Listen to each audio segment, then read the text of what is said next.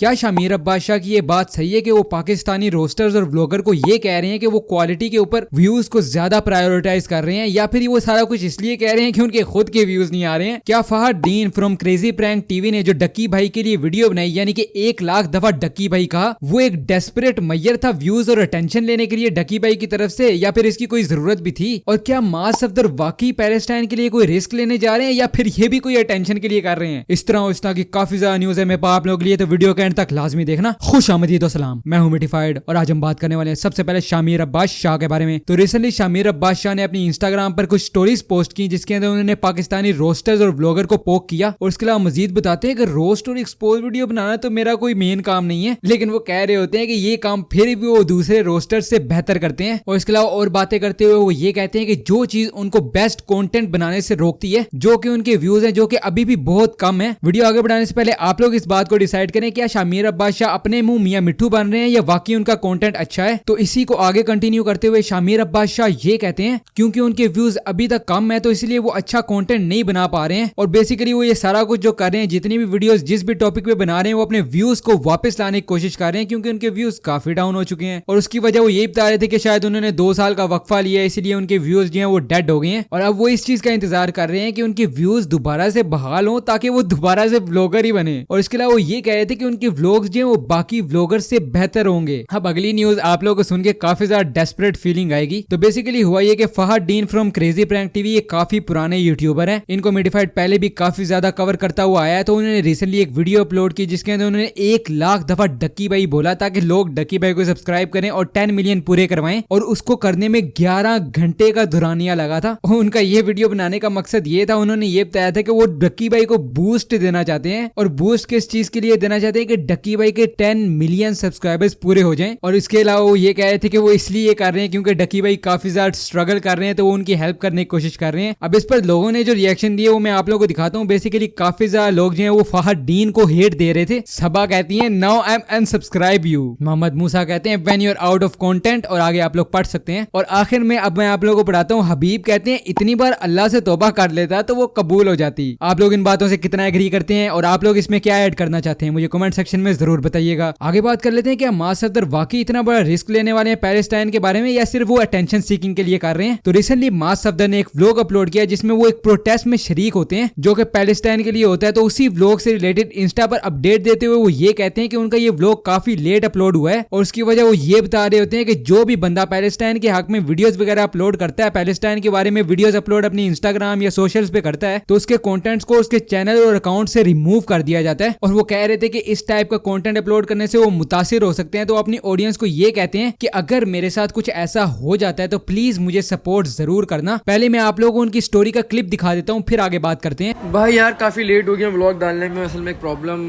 Create हो चुकी है। वो क्रिएट ये हुई है कि यार यूट्यूब जो है वो फ़लस्तीन के हक में जो भी बोल रहा है या टाइटल वगैरह लगा रहा है या थंबनेल लगा रहा है, तो उसके अकाउंट वो लोग बैन कर रहे हैं। बट आपका भाई जो है ना वो आपको पहले ही बता रहा है, अगर कोई ऐसा मसला होता है तो काइंडली भाई सपोर्ट लाजमी करना। अगर बंद भी होता है, कुछ भी होता है, क्योंकि इंस्टाग्राम ने भी ये कुछ अपडेट दिया अभी, उसमें भी यही हो रहा है। फ़लस्तीन को जो बार बार टैग कर रहा है या फ़लस्तीन के हक में कुछ लगा रहे हैं आप लोग, तो उसको वो बैन कर रहे हैं उनके अकाउंट्स को। फिर आप लोग इसके बारे में क्या सोचते हैं? क्या वाकई मास सफदर पैलेस्टाइन के लिए अपने चैनल को रिस्क कर रहे हैं, या फिर वो सिर्फ अटेंशन ग्रैबिंग के लिए और ये पब्लिसिटी स्टंट कर रहे हैं? ये चीज मुझे आप लोग कमेंट सेक्शन में लाजमी बताइएगा। आगे बात कर लेते हैं, क्या जुनेद अकरम ने ये बता दिया कि पाकिस्तानी जो है वो काफी ज्यादा लेजी है और इनडिफरेंट है ग्लोबल इशू पे? तो रिसेंटली जुनेद अकरम ने अपनी इंस्टाग्राम पर कुछ स्टोरीज अपलोड की जहां पे वो काफी ज्यादा एंग्री थे पाकिस्तानी अवाम को लेकर कि हम किसी भी इश्यू को लेकर सीरियस नहीं है, और हम एक्चुअल में लेजी लोग हैं जो कि ना तो खुद कुछ करते हैं और ना हम पाकिस्तान में होने देते हैं। बेसिकली वो इसी चीज को यानी कि पैलेस्टाइन की वार को लेकर डिस्कस कर रहे थे, और कह रहे थे कि भाई डीपी बदलने से या अपनी ही दुकानें बंद करने से या फिर टायर जलाने से कोई फर्क नहीं पड़ने वाला। बेसिकली जुनेद अकरम ने वही बात की जो सैयद अहमद खान ने पहले की थी। जुनेद अकरम कहते हैं कि आप लोग अपनी नस्ल को एजुकेट करें और इतना खुद को काबिल बनाएं कि उनका मुकाबला कर सकें। इसके अलावा उन्होंने क्या कहा मैं आप लोगों को दिखा देता हूँ। देखें, आवाज़ हर लेवल पे उठाएं, मगर हर बार लेजी वाला काम चूज करना, मैं इस चीज़ के खिलाफ हूँ। दूसरा ये जो बैनिंग है, अब बेचारे फ्रीलांसर्स को लोग शेम करेंगे जी फाइवर पे क्यों कमा रहे हो, अबे खुद तो कमा नहीं रहे, जो कमा रहे हो उसको भी रोक रहे हो। देखो, आप सब हो लेजी और आप लोगों ने हिलजुल के काम नहीं करना। आप लोगों ने सिर्फ मेक श्योर करना है। मोरू से हमने वीडियो बनवा दी, जुनेद भाई से बनवा दी, मुबीन से बनवा दी, ताकि आप उस पर शेयर कर सकें और गुड जॉब लिखें और अपना काम हो गया। अस्सलाम वालेकुम। हाँ जी, it's very unfortunate what's happening in Palestine और औरतों और बच्चों पे जुल्म, नॉन कॉम्बैटेंट्स पे जुल्म है, चाहे वो इस साइड हो या उस साइड हो। It's very unfortunate.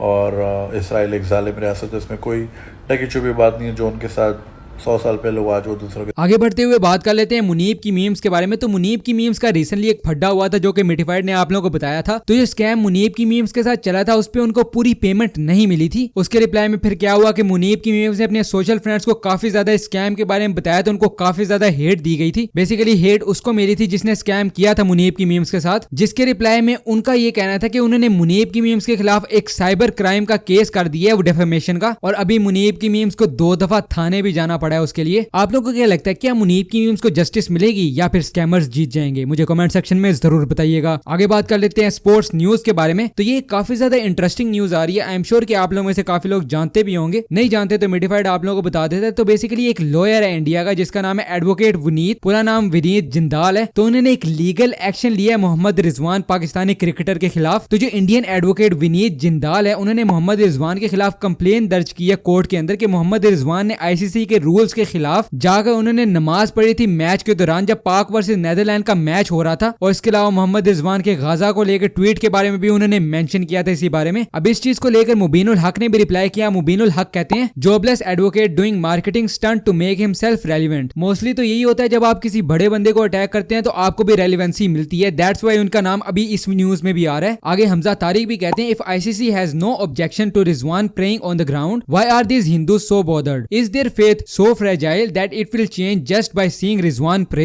Have some shame, बेशरम गंजे। अब आप लोगों को पता है कि एडवोकेट विनीत जिंदाल जो है वो खुद रेलिवेंट होना शुरू हो गए थे, तो उन्होंने भी एक ट्वीट किया जो कि आप लोग पढ़ सकते हैं पोस्ट करके। आप लोगों को क्या लगता है, क्या ये लोग रिलीजियस कार्ड खेल के और स्पोर्ट्स को मिला के रेलिवेंसी लेने की कोशिश कर रहे हैं? क्योंकि इसके बराबर में कोई और बात तो आती नहीं है। मुझे कमेंट सेक्शन में जरूर बताइएगा। अब बात कर लेते हैं इंटरनेशनल न्यूज के बारे में। तो इंटरनेशनल न्यूज में रिसेंटली मिस्टर बीस्ट ने 200 मिलियन सब्सक्राइबर्स कंप्लीट कर लिए हैं। तो इसी के रिलेटेड उन्होंने यूट्यूब की कम्युनिटी टैब में एक पोस्ट अपलोड की जिसमें उन्होंने ये बताया, and it's motivational for you guys. He said, "We hit 200 million subscribers. If you have traveled back in time and showed this screenshot to me when I was 13, there is zero shot he would ever believe it's real. Haha. This is just the beginning. Now it's time we rally and pass T-Series and avenge PewDiePie." अब आप लोग इसके बारे में क्या कहते हैं? Please let me know in the comment section. Lastly बात कर लेते हैं कुछ एनिमे न्यूज के बारे में। So basically एक एनिमे है जिसका नाम है 7 Deadly Sins 4 Nights of the Apocalypse। वो जल्दी नेटफ्लिक्स पे स्ट्रीम होने वाला है। तो जिसके पास नेटफ्लिक्स की सब्सक्रिप्शन है वो देख सकते हैं। तो क्रंची रोल जो है वो अपने स्क्रीन पे अर्ली प्रीमियर्स दे रहा है। किस किस के वो मैं आप लोगों को बता देता हूँ। सबसे पहले सिन गोकू योकू को, उसके अलावा सासाकी एंड पीप्स को, मेटालिक रोक को, और इसके अलावा और भी एनिमे जो है वो इस नवंबर को आ रहे हैं, यानी कि अर्ली प्रीमियर्स होंगे उनके। तो लेट्स सी कि ये कैसे होने वाले हैं। तो बस अभी के मेरे पे इतनी न्यूज थी। अगर आप लोगों को वीडियो पसंद आया तो लाइक कर देना। मैं आप लोगों से मिलता हूँ अगली वीडियो में। अल्लाह हाफिज।